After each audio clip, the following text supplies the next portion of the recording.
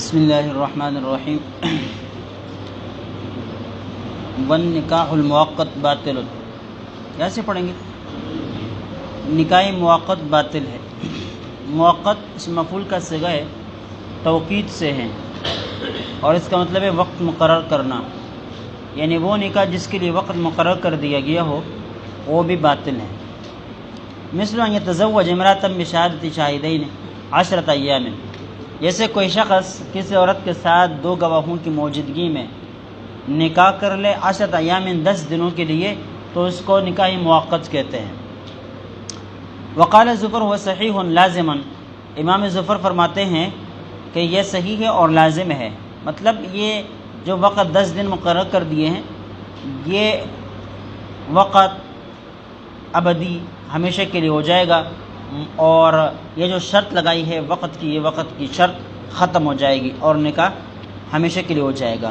لأن النکاح لا يبطل بشروط الفاسدہ، وجہ یہ ہے کہ نکاح شروط فاسدہ کی وجہ سے فاسد نہیں ہوتا، لہذا نکاح صحیح ہے.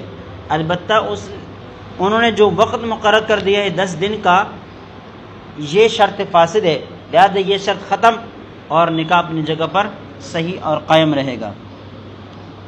وَلَنَا أَنَّهُ أَتَى بِمَعْنَى الْمُتْعَةِ، ہم کہتے ہیں کہ دیکھیں جب وقت مقرر کر لیا تو اس کی مشابہت ہو گئی کس کے ساتھ؟ متع کے ساتھ. یہ ایسا ہی ہے جیسے کہ متع ہو، اور متع کے بارے میں اوپر گزر چکا کہ وہ ناجائز ہے، اور احادیث مبارکہ میں اس کی ممانعت آئی ہے. وَالْعِبْرَةُ فِي الْعُقُودِ لِلْمَعَانِي، جبکہ عقود میں معانی کا اعتبار ہوتا ہے، الفاظ کا اعتبار نہیں ہوتا. آپ نکاح موقت کا لفظ استعمال کر لے یا متع کا لفظ استعمال کر لے، مطلب معنی اور مفہوم دونوں کا ایک ہی بنتا ہے. لہذا اگر متع ناجائز تھا تو یہ بھی وہی متع ہے اور یہ بھی ناجائز. ولا فرق ما بین اذا طالت مدت توقید او قصرت، اس میں کوئی فرق نہیں کہ جو وقت مقرر کر دیا گیا ہے وہ وقت زیادہ ہے او قصرت یا کم ہے.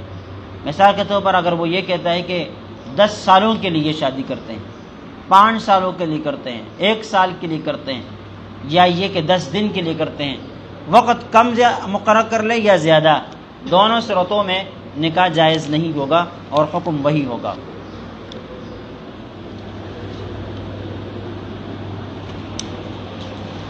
وقت کی کثرت یا وقت کی قلت یہ اس نکاح کے اوپر کوئی اثر انداز نہیں ہے، حکم وہی ہوگا جو ذکر کر دیا گیا کہ جائز نہیں ہے. لأن التوقيت هو المعين لجهة المتعة، هو المعين لجهة المتعة وقد وجد، اس لیے کہ یہ وقت مقرر کرنا ہی متع کی جہت کو متعین کر دیتی ہے. وقد وجدہ و توقید پائی گئی ہے، لہذا گویا کہ متع کا معنی پایا گیا ہے. جب متع کا معنی پایا گیا تو اس وجہ سے یہ صحیح نہ ہوگا اگرچہ وقت کم مقرر کر دیا جائے یا زیادہ مقرر کر دیا جائے.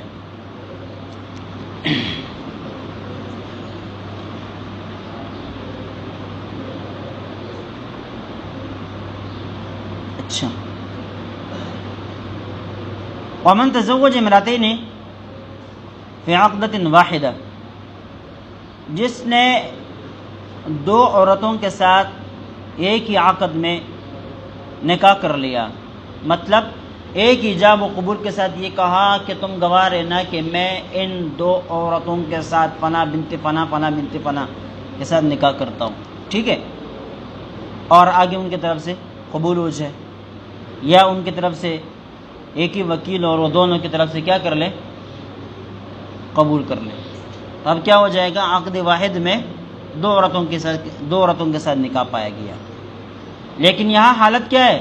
وَإِحْدَاهُمَا لَا يَحِلُّ لَهُ نِكَاحُهَا، ان 2 عورتوں میں سے ایک عورت ایسی ہے کہ جس کے ساتھ اس کا نکاح کرنا جائز نہیں ہے. ایک کے ساتھ نکاح کرنا تو جائز ہے لیکن دوسرے کے ساتھ نکاح کرنا جائز نہیں ہے، اور ان دونوں کو ملا کر ایک ہی عقد میں ان کے ساتھ نکاح کر دیا. صح نکاح التی حل نکاحها وبطل نکاح الاخرى، کہتے جس عورت کے ساتھ نکاح کرنا صحیح ہے اس کے ساتھ نکاح صحیح ہو جائے گا، اور جس عورت کے ساتھ نکاح جائز اور حلال نہیں ہے اس کا نکاح باطل ہو جائے گا۔ لأن المبتل فی احداہما، اس لیے کہ یہاں مبتل جو ہے یہ ان دونوں میں سے کسی ایک کے اندر ہے، یعنی عدم حلت یہ نکاح کو باطل کر دیتی ہے۔ جب وہ حلال ہی نہیں ہے تو ان کے ساتھ نکاح نہیں ہو سکتا۔ لہذا یہ عدم حلت جس عورت کے اندر پائی جائے صرف اسی عورت کے نکاح کو باطل کر دے گے، دوسرے کے نکاح کو باطل نہیں کرے گا۔ بخلاف ما اذا جمع بین حر وعبد فی البیع، بخلاف اس صورت کے کہ جب ایک آدمی نے ایک آزاد اور غلام دونوں کو ایک عقد کے اندر جمع کر کے ان کو فروخت کر دیا کہ بھئی اس کو اور اس کو 10,000 روپے کے بدلے تجھ پر فروخت کر دیتا ہوں، ٹھیک ہے، یا یہ دونوں میں نے آپ پر 10,000 روپے کے فروخت کر دیے۔ اب ان دونوں میں سے ایک جو ہے وہ آزاد ہے اور ایک غلام ہے، تو آزاد کی بے تو ہوتی نہیں ہے، غلام کی بے ہو جاتی ہیں۔ اب سمجھ گئے؟ اب یہاں دیکھیے ان دونوں کو جمع کیا تو ان میں سے کسی کی بھی بے صحیح نہیں، جبکہ اوپر خواتین میں سے 2 خواتین جمع کر دی، ان میں سے ایک حلال اور دوسرے حلال نہیں، تو حکم یہ بتلایا کہ جس کے ساتھ نکاح حلال ہے اس کا نکاح صحیح ہو جائے گا، اور دوسرے کے جس کے ساتھ نکاح جائز نہیں وہ باطل ہو جائے گا۔ لیکن بے کے صورت میں بتلاتے ہیں کہ غلام کے اندر بھی بے صحیح نہیں اور جو آزاد ہے اس کے اندر بھی بے صحیح نہیں۔ وجہ بیان کرتے ہیں، وجہ یہ ہے کہ بھائی نکاح شرائط فاسدہ کے ساتھ فاسد نہیں ہوتا، جبکہ بے شرائط فاسدہ کے ساتھ کیا ہو جاتی ہے؟ فاسد ہو جاتی ہے، ٹھیک ہے۔ لأنه يبطل بالشروط الفاسدہ، اس لیے کہ بے جو ہے شروط فاسدہ کی وجہ سے باطل ہو جاتی ہے۔ وقبول العقد فی الحر شرط فیہ، اب یہاں پر بے میں ایک آزاد اور ایک غلام دونوں کو جمع کر کے عقد کیا گیا ہے۔ اب اگر صرف غلام کے اندر بے کو جائز قرار دے دیا جائے تو یہ تفریق صفقہ ہے، اور تفریق صفقہ جائز نہیں ہے، یعنی گویا کہ آپ بے کو ٹکڑے ٹکڑے کر رہے ہیں، ٹھیک ہے، اور اس بات کی اجازت نہیں۔ ایک دوسری بات یہ ہے کہ آپ نے شرع وقائع کے اندر تفصیل کے ساتھ اس کو پڑھا ہے کہ یہاں پر آزاد کے اندر بے قبول کرنے کو شرط قرار دے دیا گیا ہے غلام کے اندر بے قبول کرنے کے لیے، یعنی جب تک آزاد کے اندر بے کو قبول نہیں کیا جائے گا تب تک غلام کے اندر بھی بے نہیں ہوگی، سمجھ گئے؟ لہذا آزاد آدمی کو کے اندر بے کو قبول کرنا یہ اور اس کی شرط لگانا یہ شرط فاسد ہے، اور شرط فاسد کے ساتھ بے فاسد ہو جاتی ہے، لہذا بے تو فاسد ہوگی۔ لیکن نکاح چونکہ شروط فاسدہ کی وجہ سے فاسد نہیں ہوتا، لہذا نکاح والی صورت الگ ہے اور بے والی صورت الگ ہے، نکاح کو بے کے اوپر قیاس نہیں کیا جائے گا۔ ثم جميع المسمى للتي حل نکاحها عند ابی حنیفہ، پھر جمیع المسمى جو مہر مقرر کر دیا گیا ہے وہ مہر امام ابو حنیفہ رحمہ اللہ کے نزدیک اسی عورت کو دیا جائے گا جس عورت کے ساتھ نکاح جائز۔ وعندهما يقسم على مہر مثلیہما، اور صاحبین کہتے ہیں کہ نہیں، ان دونوں کی مہر مثل کے اوپر اس کو تقسیم کر دیا جائے گا۔ وہی مسئلۃ الاصل، یہ مسئلہ مبسوط کا ہے، مطلب وہ یہ ہے، وہ فرماتے ہیں کہ یہ جو مہر ہے اب ان دونوں عورتوں کے مہر مثل کے اوپر اس کو تقسیم کر کے کچھ ایک کو کچھ دوسرے کو دے دیے جائیں گے، لیکن امام صاحب فرماتے ہیں کہ بھائی جس عورت کے ساتھ نکاح صحیح ہے تو یہ مہر اسی کا حق ہے، سمجھ گئے؟ دوسرے کے ساتھ تو نکاح ہوا ہی نہیں تو اس کو مہر کہاں سے دے، کیوں دے، سمجھ گئے؟ ومن ادعت علیہ امرأة انه تزوجها وقامت بینة فجعلها القاضی امرأته ولم يكن تزوجها وسعها المقام معه وان تدعه يجامعها، ایک عورت نے کسی آدمی کے اوپر دعویٰ کر دیا اور کہا کہ اس آدمی نے میرے ساتھ نکاح کر دیا تھا، یہ میرا شوہر ہے، اور وہ انکار کرتا ہے کہ میری بیوی یہ نہیں ہے، میں نے اس طرح کبھی نکاح نہیں کیا ہے۔ وقامت بینۃً، اب عورت نے کیا کر دیا؟ بینہ بھی قائم کر دیا، گواہوں کے ذریعے ثابت کر کے دکھا دیا کہ اس آدمی نے میرے ساتھ نکاح کر دیا تھا، میں اس کی بیوی ہوں۔ اب ان گواہوں کو دیکھ کر فجعلها القاضی امراتہ، قاضی نے فیصلہ کر دیا کہ بھائی یہ عورت فلاں کی بیوی ہے۔ ولم یکن تزوجها، حال یہ ہے کہ حقیقت میں اس آدمی نے اس عورت کے ساتھ کوئی نکاح نہیں کیا، کبھی بھی نہیں کیا، لیکن اس نے جھوٹے گواہ عدالت میں پیش کر دیے۔ ان جھوٹے گواہوں کی گواہی کی وجہ سے قاضی نے ظاہر کو دیکھتے ہوئے فیصلہ کر دیا کہ یہ اس کی بیوی ہے۔ وسعها المقام معه، اب عورت کو یہ گنجائش ہے کہ وہ اس شوہر کے پاس، اس آدمی کے پاس رہے۔ وان تدعه یجامعها، اور اس کو یہ بھی گنجائش ہے کہ اس کو اپنے پاس چھوڑیں تاکہ وہ اس کے ساتھ مباشرت کر لیں، یعنی مباشرت کی بھی اجازت وغیرہ ساری ہو جائے گی۔ وهذا عند ابی حنیفہ وہ قول ابی یوسف اولا، یہی امام ابو حنیفہ رحمہ اللہ کا قول ہے، ان کا مسلک ہے، اور یہی امام ابو یوسف رحمہ اللہ کا قول اول ہے۔ وفی قولہ الآخر، ان کے آخری قول یا ان کے دوسرا قول وہ قول محمد، اچھا الآخر پڑھیں گے تو دوسرا قول، اگر آخر پڑھیں گے تو بعد والا قول، وہ قول محمد، امام محمد رحمہ اللہ کا قول ہے۔ لا یسعہ ان یطأها، وہ شخص کے لیے یہ جائز نہیں ہے، اگرچہ عدالت نے یہ فیصلہ کر دیا کہ فلاں اس کی بیوی ہے، لیکن اس کے باوجود بھی اس کے لیے جائز نہیں ہے کہ اس عورت کے ساتھ جنسی تعلق قائم کرے۔ وہ قول الشافعی، یہی امام شافعی رحمہ اللہ کا قول بھی ہے۔ لأن القاضی اخطأ الحجۃ، اس لیے کہ یہاں قاضی کو غلطی ہو گئی ہے، حقیقت میں کوئی نکاح نہیں تھا، جھوٹے گواہ پیش کر دیے گئے، اور جھوٹے گواہوں کی پیشی کی وجہ سے قاضی اس فیصلے پر مجبور ہو گیا، اس نے فیصلہ کر دیا، لیکن حقیقت کے اعتبار سے فیصلہ غلط ہے۔ حقیقت کے اعتبار سے کیا ہے؟ فیصلہ غلط ہے، اور قاضی سے غلطی ہو گئی ہے، خطا ہو گئی ہے، لہذا اس عورت کے لیے جائز نہیں ہے کہ اس مرد کے ساتھ، یا اس مرد کے لیے جائز نہیں ہے کہ اس عورت کے ساتھ کوئی جنسی تعلق قائم کرے۔ اذا الشہود کذبۃ، اس لیے کہ یہاں جو گواہ جھوٹے ہیں، فصار کما ظہر انہم عبید او کفار، تو یہ ایسا ہو گیا جیسے کہ یہ گواہ غلام ظاہر ہو گئے یا کافر ظاہر ہو گئے، یعنی بعد میں پتہ چلا کہ یہ گواہ جو پیش کر دیے گئے تھے، یہ گواہ غلام ہے یا یہ گواہ کفار ہے۔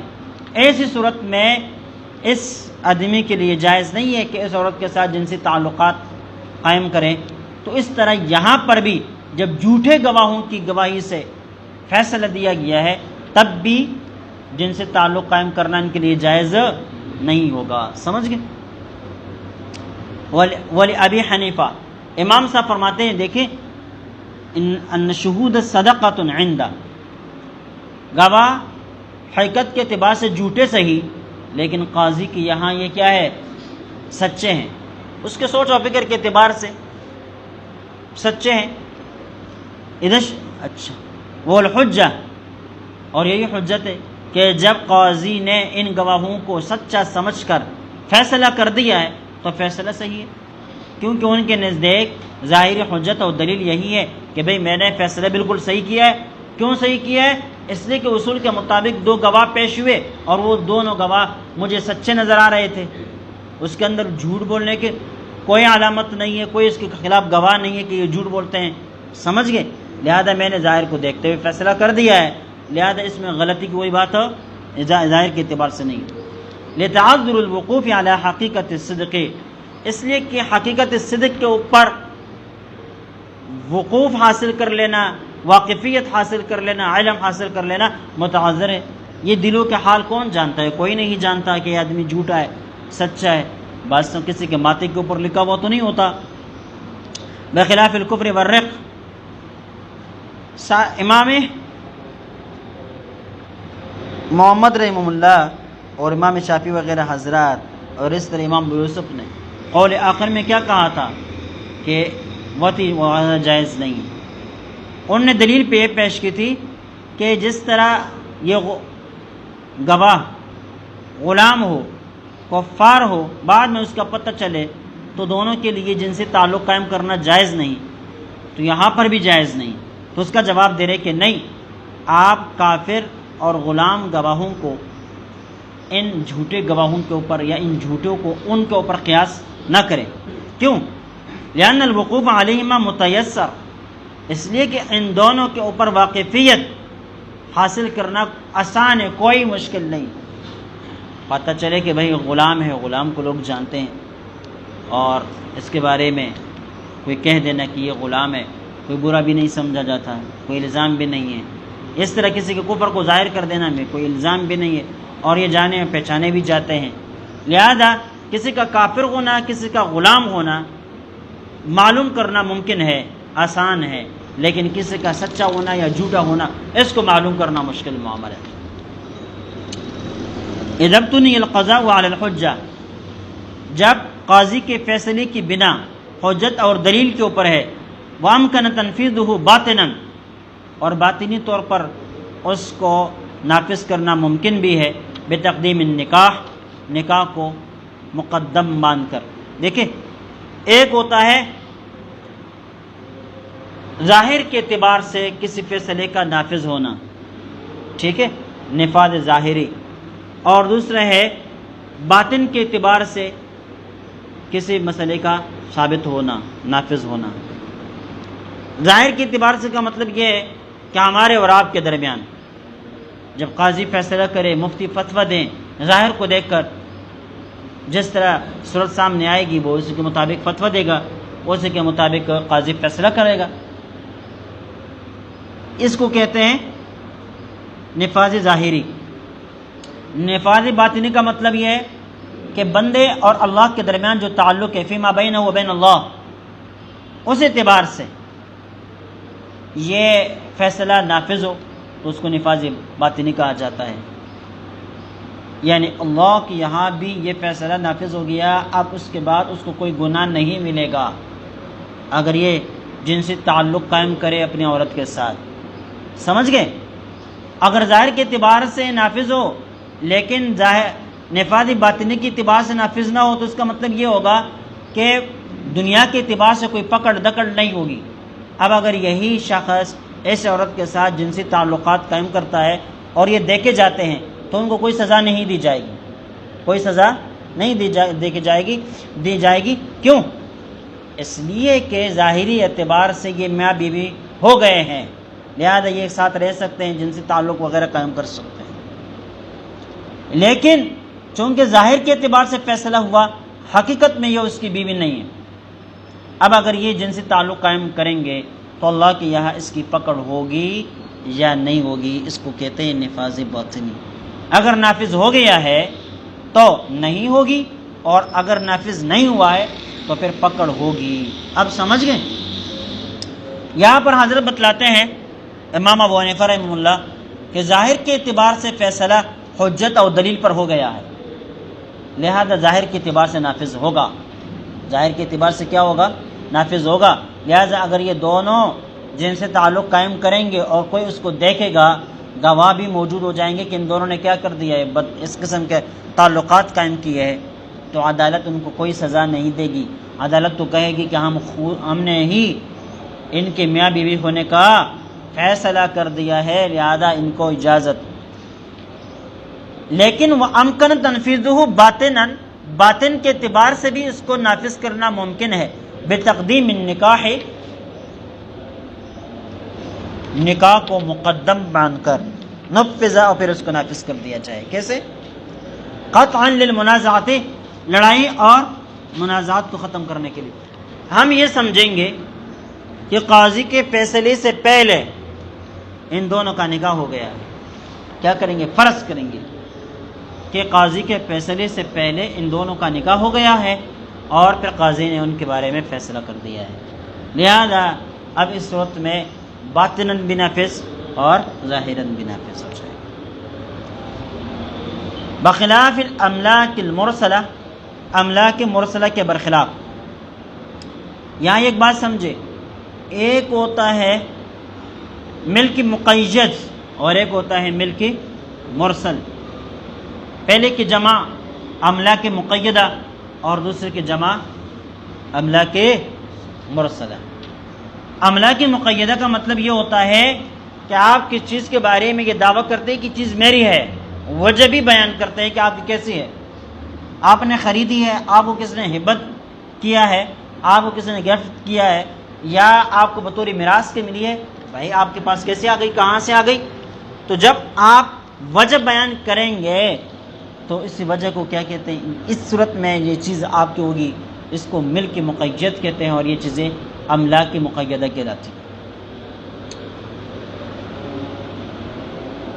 املاک مقیدہ میں قاضی کا فیصلہ ظاہر کے اعتبار سے بھی نافذ ہوتا ہے اور باطن کے اعتبار سے بھی نافذ ہوتا ہے۔ ہم قاضی کے فیصلے سے پہلے اس قید کو وجود میں لے کر آتے ہیں، جیسے کہ یہاں پر نکاح کو ہم نے فرض کیا، اسی طرح دیگر جو املاک مقیدہ ہے اس میں اس ملک کو ہم پہلے سے فرض کر دیتے ہیں اور پھر قاضی کا فیصلہ سامنے آتا ہے۔ بخلاف الاملاک المرسلہ، املاک مرسلہ میں ایسا نہیں ہوتا، اگر ظاہر کے اعتبار سے فیصلہ ہو بھی جائے تو وہ صحیح ہوگا، لیکن باطن کے اعتبار سے فیصلہ نہیں ہوگا۔ املاک مرسلہ وہ ہے کہ جس میں آپ یہ دعویٰ تو کرے کہ یہ چیز میری ہے لیکن اس کی وجہ نہ بتا سکے، یہ چیز آپ کی ہے، بھائی آپ کی کیسی ہے، آپ یہ نہ بتا سکے کہ میں نے خریدی ہے، آپ یہ نہ بتا سکے کہ مجھے کسی نے گفٹ کیا ہے، ہبہ کر دیا ہے، تحفہ دیا ہے، یا مجھے بطور میراث کے ملی ہے، اس کا کوئی سبب آپ بیان نہ کر سکے تو اس کو کہتے ہیں املاک مرسلہ۔ تو املاک مرسلہ میں اگر ظاہر کے اعتبار سے قاضی کا فیصلہ ہو بھی جائے تو ظاہراً صحیح ہوگا، باطناً صحیح نہیں ہوگا۔ ظاہراً صحیح ہونے کا مطلب یہ ہے کہ اب یہ چیز، یہ مدعی جس کے حق میں فیصلہ ہو گیا ہے لے کر اپنے گھر میں اپنے پاس رکھ سکتا ہے، اور اگر کوئی شخص اس کے پاس اس کو دیکھ لے تو اس کو چور ڈاکو سمجھ کر اس کو پکڑ نہیں سکتا، کیوں؟ قاضی نے فیصلہ کر دیا کہ یہ اسی کا ہے، لیکن یہ آدمی اس سے کوئی نفع نہیں اٹھا سکتا، ورنہ اللہ کے یہاں کیا ہوگی؟ پکڑ ہوگی۔ دنیا کے اعتبار سے تو پکڑ نہیں ہوگی، لیکن آخرت کے اعتبار سے کیا ہوگی؟ پکڑ ہوگی۔ لِأَنَّ فِي الْأَسْبَابِ تَزَاحُمًا فَلَا إِمْكَانَ، اس لیے کہ اسباب کے اندر تزاحم ہوتا ہے، ایک سبب دوسرے کا مخالف ہے، ایک کہتا ہے میں نے خریدا ہے، یا ہبتاً مل گیا ہے، یا میراث کے اعتبار سے مل گیا، تو سارے الگ الگ اسباب ہیں، لہذا سبب بتانا پڑے گا۔ سبب بتاؤ گی تو جو فیصلہ ہوگا وہ باطناً بھی نافذ ہوگا، ظاہراً بھی نافذ ہوگا، اور اگر سبب نہیں بتاؤ گی تو پھر کیا ہوگا؟ ظاہراً وہ فیصلہ آپ کے حق میں ہو جائے لیکن باطناً وہ نافذ نہیں ہوگا۔ اللہ عالم۔ باب فی الاولیاء والاقفاء، یہ باب ہے اولیاء اور اقفاء کے حوالے سے۔ میں پہلے محرمات کا ذکر کیا، اب نکاح کی دیگر شرائط کا ذکر کرتے ہیں۔ اولیاء ولی کی جمع ہے، اور ولی ولایت سے ہیں۔ ولایت کہتے ہیں تنفیذ الامر علی الغیر، غیر کے اوپر اپنی بات کو نافذ کر دینا، یہ ولایت کہلاتی ہے۔ والاقفاء، کف ان کی جمع ہے، اور کف ان کہتے ہیں برابر اور ہمسر کو۔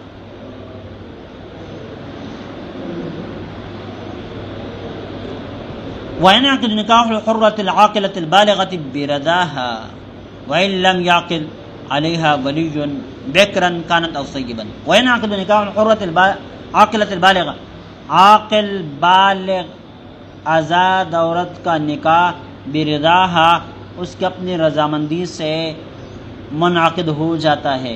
وَإِنْ لَمْ يَعْقِدْ عَلَيْهَا وَلِيٌّ، اگرچہ اس کا نکاح کسی ولی نے نہ کرایا ہو، ولی باپ ہے، دادا ہے، باپ دادے نے اس کا نکاح نہیں کرایا، اس نے خود اپنی مرضی سے کسی کے ساتھ نکاح کر دیا، منعقد ہو جائے گا۔ بکرن کانت او سیبن، باقر ہو یا سیبہ ہو، دونوں صورتوں میں اس کا نکاح اس کی اپنی مرضی سے منعقد ہو جائے گا۔ عند ابی حنیفہ و ابی یوسف، امام ابو حنیفہ و امام یوسف رحمہ اللہ کے نزدیک فی ظاہر الروایہ، ظاہر روایہ میں، ظاہر الروایہ 6 کتابیں ہیں امام محمد کی، ان کو ظاہر الروایہ کہا جاتا ہے، جامع الصغیر، جامع الکبیر، سیر الکبیر، سیر الصغیر، زیادات مبسوط ہے، یہ 6 کتابیں ہیں۔ ان 6 کتابوں کے اندر جو مسئلہ ہوتا ہے اس مسئلے کو ظاہر الروایہ کہا جاتا ہے، اس مسئلے کو کیا کہا جاتا ہے؟ ظاہر الروایہ کہا جاتا ہے۔ اور اصول یہ ہے کہ ظاہر الروایہ کے مسائل جو ہوتے ہیں وہ معتمد ہوتے ہیں، انہی کے اوپر فتویٰ دے دیا جاتا ہے، الا یہ کہ متاخرین حضرات نے کسی اور قول کو ترجیح دی ہو، کسی قول دلیل کی بنا پر یا کسی عرب کی بنا پر وغیرہ وغیرہ، تو اسی پر فتویٰ ہوگا، ورنہ جہاں پر بھی ظاہر روایہ کا قول ہوگا اسی پر فتویٰ دیا جائے گا، جبکہ کسی اور قول کو ترجیح نہ دی گئی ہو تو۔ وعن ابی یوسف انہ لا ينعقد الا بولی، امام ابو یوسف سے ایک روایت یہ بھی ہے کہ ولی کی اجازت کے بغیر عورت کا نکاح منعقد نہیں ہوگا۔ وعند محمد ينعقد موقوفا، امام محمد فرماتے ہیں کہ نکاح تو ہو جائے گا لیکن وہ ولی کی اجازت پر موقوف رہے گا، اگر ولی نے اجازت دے دی تو مکمل، اور اگر اجازت نہ دی تو فسخ ہو جائے گا، ختم ہو جائے گا۔ وقال مالک والشافعی، امام مالک امام شافعی فرماتے ہیں لا ينعقد النکاح بعبارة النساء اصلا، عورتیں نکاح کر ہی نہیں سکتی، عورتیں اگر ایجاب و قبول کریں گی کس میں؟ نکاح میں، تو اس ایجاب و قبول کا اعتبار ہے ہی نہیں، یعنی نکاح کا معاملہ عورتیں طے کر ہی نہیں سکتی، امام مالک امام شافعی کے نزدیک۔ کیوں؟ لأن النکاح یراد لمقاصدہ، اس لیے کہ نکاح کے مقاصد ہوا کرتے ہیں، ان سے مراد اور مقصد کچھ مقاصد ہوا کرتے ہیں، والتفیض الیہن مخل بہا، اب اگر یہ معاملہ عورتوں کے سپرد کر دیا جائے تو یہ ان مقاصد کے اندر خلل انداز بنے گا، یعنی عورتوں کے اندر اتنی صلاحیت نہیں ہے کہ وہ مقاصد کو اچھی طرح بام کر پھر اس کے مطابق فیصلہ کر سکے، لہذا یہ اختیار عورتوں کو نہیں دیا جائے گا تاکہ وہ مقاصد کہیں فوت نہ ہو جائیں۔ اصل میں عورتیں ہوتی بھی ہیں اس معاملے میں انتہائی کمزور، بہت جلد کسی پر اعتماد کر دیتی ہے، اور دوسرے یہ کہ اپنے خواہشات سے بہت ہی جلد یہ متاثر ہو کر سب کچھ کے لیے پھر تیار ہو جاتی ہے، جب خواہشات ان کو اپنے لپیٹ میں لے لیتی ہے تو پھر یہ نہیں دیکھتی کوئی دیکھے گا، کوئی آئے گا، کوئی ناراض ہو جائے گا، کوئی خفا ہو جائے گا، پھر ان کی خواہشات کی تکمیل ہونی چاہیے، اس کے لیے ہر قسم کا فیصلے کر دیتی ہے۔ اس وجہ سے کہتے ہیں کہ مقاصد نکاح کے اندر جو ہوتے ہیں عورتوں کے سپرد کر دیا جائے اس فیصلے کو تو وہ مقاصد فوت ہو جائیں گے، لہذا عورتوں کے سپرد نہیں کرنا چاہیے۔ الا ان محمدا یقول، البتہ امام محمد فرماتے ہیں یرتفع الخلل باجازت الولی، یہ جو خلل ہے جو ان عورتوں کے نکاح کرنے کی وجہ سے پیدا ہو گیا ہے، یہ خلل ولی کی اجازت کی وجہ سے کیا ہو جائے گا؟ ولی بھی سوچے گا کہ بھائی جو نکاح کے مقاصد ہوتے ہیں، اس لڑکی نے جو نکاح اپنی مرضی سے کر دیا ہے وہ مقاصد اس نے پورے کیے ہیں یا نہیں کیے ہیں۔ اگر وہ سوچتا ہے اور یہ دیکھتا ہے کہ ٹھیک ہے اس نے جو نکاح کیا صحیح جگہ کیا ہے، مقاصد کو مد نظر رکھتے ہوئے کیا ہے، لہذا وہ اجازت دے گا تو منعقد ہو جائے گا۔ وجہ الجواز، جواز کی وجہ شیخین کی دلیل کہ جو کہتے ہیں کہ بالغہ عاقلہ آزاد عورت اپنی مرضی سے کسی کے ساتھ نکاح کرے گی تو نکاح منعقد ہو جائے گا۔ دلیل انہا تصرفت فی خالص حقہا، کہ اس عورت نے خالص اپنے حق کے اندر تصرف کر لیا ہے، بھائی اس کی مرضی ہے، وہی من اہلہ، اور وہ اس تصرف کی اہل بھی ہے۔ کیوں؟ تصرف کی اہلیت انسان کے اندر آ جاتی ہے عقل اور بلوغ کی وجہ سے، تو وہ عاقلہ بھی ہے اور بالغ بھی ہے، لہذا یہ اس فیصلے کی اہل ہے۔ لکونہا عاقلۃ ممیزۃ، عاقل ہے، ممیز ہے، ولہذا کان لها التصرف فی المال، یہی وجہ ہے کہ وہ مال کے اندر تصرف کر سکتی ہے۔ ایک عورت کے پاس مال و دولت ہے، وہ عاقلہ بالغہ ہے، آزاد ہے، تو وہ اس مال کے اندر ہر قسم کا تصرف کر سکتی ہے۔ کوئی اس کو جبراً روک نہیں سکتا. ہاں مشورے دے سکتا ہے, تجویز دے سکتا ہے کہ ایسا نہ کرو, ویسا کرو, ویسا, لیکن اگر وہ کہے کہ میں نے تمہاری کوئی بات نہیں ماننی تو تم اس کو مجبور نہیں کر سکتے. جب مال کے اندر تصرف کر سکتی ہے تو ولا اختیار الازواج, تو اس کو نکاح کرنے کا بھی اختیار حاصل ہے. وَإِنَّمَا يُطَالَبُ الْوَلِيُّ بِالتَّزْوِيجِ كَيْ لَا تُنْسَبْ إِلَى الْوِقَاحَةِ. ایک سوال کا جواب ہے. سوال یہ ہے کہ جب عورت اپنا نکاح خود کر سکتی ہے تو پھر ولی سے کیوں کہا جاتا ہے کہ اس کا نکاح کراؤ؟ پھر ولی کی پکڑ دکڑ کیوں ہوتی ہے؟ حدیث میں کہ اگر باپ نے اپنے اولاد کا نکاح نہیں کیا بالغ ہو جانے کے بعد اور وہ اولاد کسی برائی کے اندر واقع ہو جاتی ہے, پڑ جاتی ہے, تو باپ بھی گنہگار ہوگا. اب سمجھ گئے؟ تو بھائی جب عورت اپنا نکاح خود کر سکتی ہے اور لڑکا اپنا نکاح خود کر سکتا ہے تو پھر مطالبہ باپ سے کیوں ہے؟ پھر مطالبہ باپ سے کیوں ہے؟ تو جواب دے رہے ہیں وَإِنَّمَا يُطَالَبُ الْوَلِيُّ بِالتَّزْوِيجِ, ان کے نکاح کرانے کا مطالبہ ولی سے کیا جاتا ہے کہ تم ان کا نکاح کراؤ. کیوں؟ كَيْ لَا تُنْسَبْ إِلَى الْوِقَاحَةِ, تاکہ یہ بے حیائی اور بے شرمی کی طرف منسوب نہ ہو سکے. کیا مطلب ہے؟ اگر یہ خود اپنی بات کرے گی تو لوگ اس کو بے شرم کہیں گے. ٹھیک ہے, اس لہذا اس حیا کی خاطر اور اس شرم کے مارے یہ حکم دیا گیا ہے کہ اولیاء ہی اپنے جو ہے نا بچیوں کا نکاح کرا دیا کریں. ثم فی ظاہر الروایہ, پھر ظاہر روایہ میں لا فرق بین الکف وغیر الکف, کف اور غیر کف میں کوئی فرق نہیں کیا گیا, یعنی دونوں کو برابر سمجھا گیا ہے. نکاح اگر کف میں کرے, ہم سر لوگوں میں کرے, ہم مثل لوگوں میں کرے, یا جو ہے ہم مثل لوگوں میں نہ کرے, کسی کے ساتھ بھی کر لے, تو ظاہر روایہ میں اس کا کوئی فرق نہیں ہے. کہتے ہیں ہر صورت میں جائز ہے, ہر صورت میں منعقد اور جائز ہے. لیکن للولی الاعتراض فی غیر الکف, البتہ اتنی سی بات ہے کہ اگر وہ غیر ہمسر لوگوں میں نکاح کرے گی تو اس صورت میں ولی کو اختیار ہوگا کہ وہ اعتراض کر لے, عدالت جائیں اور ان کے نکاح کو فسخ کرائے کہ ہماری بیٹی نے ہماری اجازت کے بغیر فلاں جگہ رشتہ کیا ہے, وہ لوگ ہمارے ہمسر نہیں ہے, لہذا ہم اس پر راضی نہیں ہے, اس کا نکاح فسخ کر دیا جائے. ٹھیک ہے, تو فسخ کیا جائے گا. البتہ یہ اس وقت تک ان کو اختیار ہوگا جب تک ان کے یہاں بچے پیدا نہ ہو جائیں. جب بچہ پیدا ہو جائے تو اب اولیاء کا جو اختیار ہے فسخ نکاح کا, وہ اختیار ختم ہو جائے گا. وعن ابی حنیفہ و ابی یوسف انہ لا یجوز فی غیر الکف, جبکہ امام ابو حنیفہ اور امام یوسف کی ایک روایت یہ بھی ہے کہ غیر کفوں میں جو نکاح کرے وہ جائز نہیں ہے. لأنہ کم من واقع لا یرفع, اس لیے کہ بہت سارے واقعات و کیسز ایسے ہوتے ہیں جو عدالتوں میں نہیں لے جائے جا سکتے. بہت سارے لوگ ایسے ہوتے ہیں کہ عزت کی خاطر بس کہتے چلو یار, بات سمجھ میں آئی نہیں ہے. بہت سارے لوگ غربت کی وجہ سے یا تعلقات عدالت تک جانے کا وقت اور فرصت نہ پانے کی وجہ سے عدالتوں میں نہیں جا سکتے. اب بات سمجھ میں نہیں ہے, لہذا معاملہ بن جائے گا. اس وجہ سے کہتے ہیں اگر غیر وقفوں میں کرے تو جائز ہی نہیں ہے, نافذ ہی نہ ہوگا, نافذ ہی نہ ہوگا. وَيُرْبَى رُجُوعُ مُحَمَّدٍ إِلَىٰ قَوْلِهِمَا, اور امام محمد رحمہ اللہ کی رجوع صاحب شیخین کے قول کی طرف ثابت ہے کہ نکاح منعقد ہو جائے گا, نکاح منعقد ہو جائے گا. البتہ اگر غیر کفوں میں کر لے تو نکاح منعقد نہیں ہوگا. آج کل یہی فتویٰ ہے کہ ولی کی اجازت کے بغیر غیر کفوں میں جو نکاح کر دیا جاتا ہے وہ نکاح نافذ نہیں ہوتا. سمجھ گئے؟ چلیے تک کافی.